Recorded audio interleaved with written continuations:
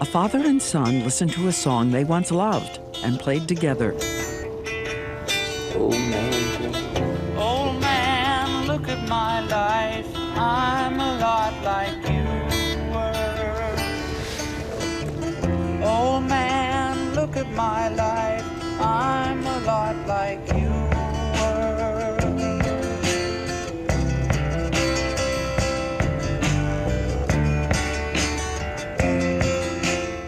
The song from the movie Wonder Boys, where young Cameron was working with his dad as part of the crew. It was a nice time we had together. I was proud of the work he was doing on the picture. He was 34 when his first child was born. It's a cute tushy. It is a cute tushy. Same tush? Even better. Oh, yeah. Cam. Cam. So how did it happen? His little boy changing so much and becoming the teenager caught up in a rough and druggy crowd. Do you look back and say, the one thing I think maybe I could have tried was... You know, I'm just, laughing because you rack your brain. You take it personally. In the beginning, you start blaming yourself. Then you look at your genetic makeup. My career was first. That's your choice, honey. That has nothing to do with My me. career came before my family. So what's on your mind, Kimasabi? My marriage was not great, and so you do hide yourself in your work. I should have, focused more on my family, but that's hard to say when you're in the midst of a career, when you're in your own mind, stepping out of your father's shadow, trying to create a life for your own. And what a shadow. It's the stuff of legend in Hollywood. How Isur Danielovich, son of a penniless junk collector from Russia, changes his name to Kirk Douglas and uses his intensity, aggressive masculinity to fight his way to stardom. Ladies and gentlemen, Kirk Douglas. Kirk Douglas has said that he worked all the time and admitted he wasn't much of a father. Take a look at his 4 sons sitting in the audience the night he receives an Oscar tribute. They are adoring, but his son Michael has said he went to rehab once for alcohol and exhaustion. Another son, Joel, now sober after a struggle with alcohol. And the youngest son, Eric, especially exuberant and happy. Eric battles cocaine, alcohol, and pills, and dies of an overdose at age 46. His little nephew is about to grow up deep into cocaine.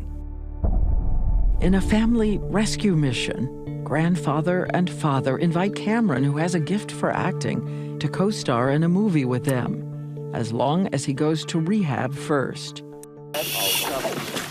The movie is called It Runs in the Family. God, look at that thing. You knew you were good in it? Yes. Yeah. Hey, everybody. He even got to play scenes with one of his favorite people on earth, his actual grandmother, a former actress, who always made him feel loved no matter what. I'm sorry. Oh, it's all right, honey. And what about that young, beautiful mother? She is still very much a part of his life. Divorced from his dad, but moving on with young children from another relationship. And his dad marries Catherine Zeta-Jones. They have 2 young children of their own, and she warmly reaches out to Cameron to be with him, though sometimes he just doesn't show. She's always been a big supporter of me and been extremely loving and inclusive, even in the midst of all my craziness. In his book, he writes that sometimes there's just a crack deep inside you, the one you try to fill with drugs, and then the drugs take over as you recede from the safety of any shore. I thought that I was fundamentally not put together properly, and that since that was the case, I was just gonna take it as far as I could take it and come what may. It was almost like, the one thing that I could count on, And I guess, I didn't have the courage to try to move forward without it.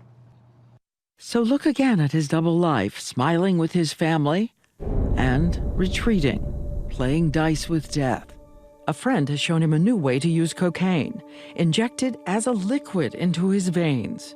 Your blood brings it up into your tongue, and you can taste it. People call it a bell ringer because you literally hear bells ringing in your head. He is using 2 to 3 times an hour. The needles scar his veins. They're collapsing, first in his arms, then in his legs. At one point, you do your rib cage. My rib cage, my neck. You shot cocaine into your neck? Yes. He has 3 seizures. He writes that every injection pushes him close to overdose. He's so paranoid from the cocaine that sometimes he holds up in his closet for days. He is hiding from his father. How are you all? Michael! The famous father we watch, looking glamorous, thinking he must be living a trouble-free life. But in reality, he's despairing for his child, just like so many other parents we can hear every night all across the country. Trying to figure out what to do. Like having Jekyll and Hyde live in your house. Trying to save his life. I've never seen him as bad as I don't know what else to do, and he's missing in action right now. Michael Douglas, after years of struggle, tries to reach his son. He was desperate, Desperate. beside himself. He has made a decision. He finally gets Cameron on the phone and says, "You're my son. I love you, but I think you're going to die." You're going to kill somebody, or you're going to get killed. He tells Cameron he just cannot do this anymore. It's true. We had reached a point where I thought I was going to lose him based on everything I'd seen, and was not willing to emotionally commit anymore. And you said, "Don't you love me anymore, Dad?" Those words were heartbreaking to me. At what point do you protect yourself or your other loved ones around you before you get dragged into this and it falls apart?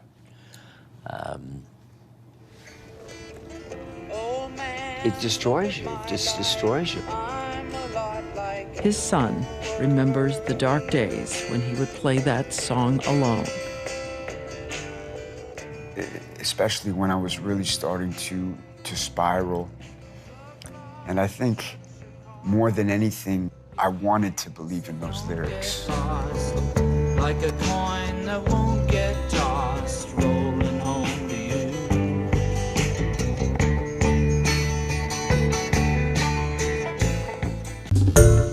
Hi everyone, George Stephanopoulos here. Thanks for checking out the ABC News YouTube channel. If you'd like to get more videos, show highlights, and watch live event coverage, click on the right over here to subscribe to our channel, and don't forget to download the ABC News app for breaking news alerts. Thanks for watching.